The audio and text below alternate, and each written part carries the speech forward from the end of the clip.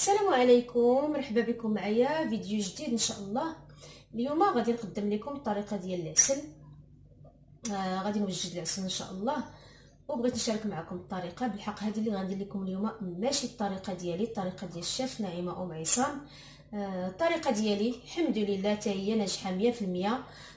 واللي بغات ديرها نعطيها لكم دابا، نعطيكم المقادير وكيفاش كندير ليها. بالحق جاتني هاد الطريقه ديال الشيف نعيمه عصام ساهله بزاف بزاف وناجحه. قلت علاش لا ما نجربش هاد الطريقه. بالنسبه للطريقه ديالي كنت كندير من قبل، وبالشهاده ديال بزاف ديال الاخوات اللي عطيتهم الطريقه ديالي وسقات ليهم. كناخذ 2 كيلو ديال السنيده ولا قالب ديال السكر، مهم اللي موجود عندكم في الدار. كتديروه في واحد الكوكوت او طنجره ديال الضغط، كتزيدوا ليه ايطرو ديال الماء وكديروا حامضه كتقسموها على 2 وكديروها حتى هي. وانا كناخذ واحد شويه ديال اتاي كنديروا في واحد الزيف ديال حياتي وكنعقدو كنزيدو. كناخذ واحد شويه ديال سنيده بوحدها كنديرها في كاسرونه وكنديرها عفوا وكنديرها تكراميليزا وكنكبها على داك السكر او سنيده اللي كلشي في الكوكوت مع الحامض ومع اتاي. وكنسد عليها الكوكوت غير كتبدا ليا تصفر، كنحسب ساعه ديال المكانه وكنطفي عليها حتى كتبدا تصفر. عاد كنحسب ساعه ديال المكانه وكنطفي عليها، كنخليها حتى كتبرد مزيان. ما كتحلوهاش ديك الساعه، راه عرفتوا العسل صعيبه، ما كتحيدوا لا صفاره لا حتى شي حاجه، كتخليوها حتى كتصفر وكتبرد مزيان. عاد كتحيدوا الصفاره وتعريو عليها. الا لقيتوها مازال خفيفه واحد شويه كتزيدوا تشعلوا عليها البوطه واحد 10 دقائق حتى ربع ساعه صافي، وكتخليوها حتى تبرد تماما. عاد كتلقاو العسل ديالكم مزيانه، ما كتقصاح ما حتى شي حاجه، كتبقى هكاك مزيانه واخا تبقى عندكم شحال. هذه دابا اللي عطيتكم الطريقه ديالي. اليوم ان شاء الله غادي ندير معكم في الفيديو ان شاء الله ديال اليوم، غندير معكم الطريقه ديال الشيف نعيمه عصام. نبداو على بركه الله. المكونات اللي عندنا نعطيكم المكونات هما الاولين. عاد نبداو. هنا عندي 2 كيلو ديال سنيده، عندي هنايا هاد الحامضه، حامضه وحده عصرت العصير ديالها هو درتو هنا والقشور ديالها، وعندي نص لتر ديال الماء او 3 د الكيسان ديال العنبه عامرين. كناخذ واحد الطنجره ديال الضغط او الكوكوت، غادي ندير فيها سنيده وغادي ندير هذا عصير ديال الحامضه ونلوح هاد القشور ديال الحامض، وغادي نجيب الكاس باش نعبر لكم 3 د الكيسان بالضبط معبورين او السيترو ديال الماء. دابا ان شاء الله انا جبت الكاس، غادي ندير 3 د الكيسان. الكاس الاول وها الكاس الثاني وها الكاس الثالث. انا هذا ما كنعمرش حتى الفوق حيت تزيد شويه على الكاس ديال العنبه. الا درتو الكاس ديال العنبه كتعمروه حتى الفوق. ها هما 3 د الكيسان.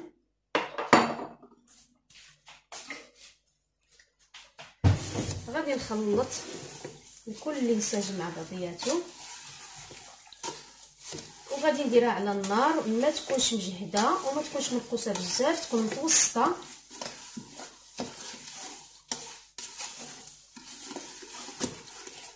هانتوما كما كتشوفوا، كما قلت لكم العافيه ما تكونش منقوصه بزاف وما تكونش مجهده، هي متوسطه. كنتمنى يبان لكم. دابا غادي نحط الطنجره ديالي ومره مره غادي نبدا نحرك حتى تبدا تكشكش ليا، وهانتوما معايا ان شاء الله. كما كتشوفوا غير كيبدا يكشكش، ها هو العسل ديالي بدا كيكشكش. دابا غادي نحطو وغادي نحسبوا ليه نص ساعه ديال المكانه. من بعد نص ساعه هانتوما معايا، نص ساعه ما تفوتوهاش. من بعد انا غادي نحسب ليه دابا نص ساعه، من بعد نص ساعه هانتوما معايا نكملوا الطريقه ان شاء الله. غير حاجه واحده اخرى بغيت نقولها لكم، ما تسدوا عليه، ما كتسدوا عليه، ومره كتحركوا مره كتحركوا كما كتشوفوا. ها هي العسل ديالنا راه وجدات. دابا غادي نطفي عليها البوطه. هانتوما هاد الكشكوشه ولات تحمرات والحامض حتى هو كما كتشوفوا. دابا راه طفيت عليها البوطه، ودابا ان شاء الله من بعد ها هي العسل كما كتشوفوا هانتوما مباشره ملي كنحيدوها على النار. كنزيدوها كاس ونص ديال الماء، العبار بالكاس ديال العنبه. هذه هي الطريقه اللي عجبتني بزاف عند الشيف نعيمه عصام كما كتشوفوا. قالت لي كنطفيو بها هاد العسل كاس ونص. انا هذا راه نقص شويه، نتوما ديروا كاس ونص ديال العنبه وغادي نحرك كما كتشوفوا.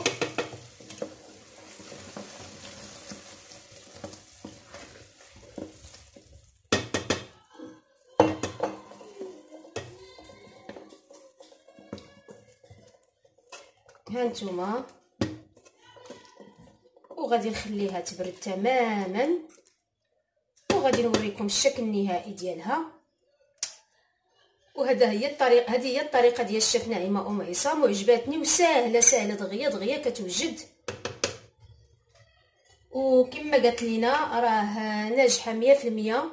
وبهذه الطريقه اللي كدير هي كتشربها الشباكيه كتبقى لاصقه على الشباكيه، لان كاين بعض الانواع ديال العسل واخا كيصدقوا داكشي ملي كنديروا فيهم الشباكيه كتجلس غير الغد ليه وكتنشف. هاد الطريقه هذه قالت لك كتبقى لاصقه في الشباكيه وكتبقى باينه في الشباكيه. كنتمنى منكم تجربوها ان شاء الله. دابا ان شاء الله غادي نخليها حتى تبرد وغادي نوريكم الشكل النهائي ديالها ان شاء الله. ها هي العسل ديالنا من بعد ما بردات كما كتشوفوا. هانتوما تبارك الله جات زوينه.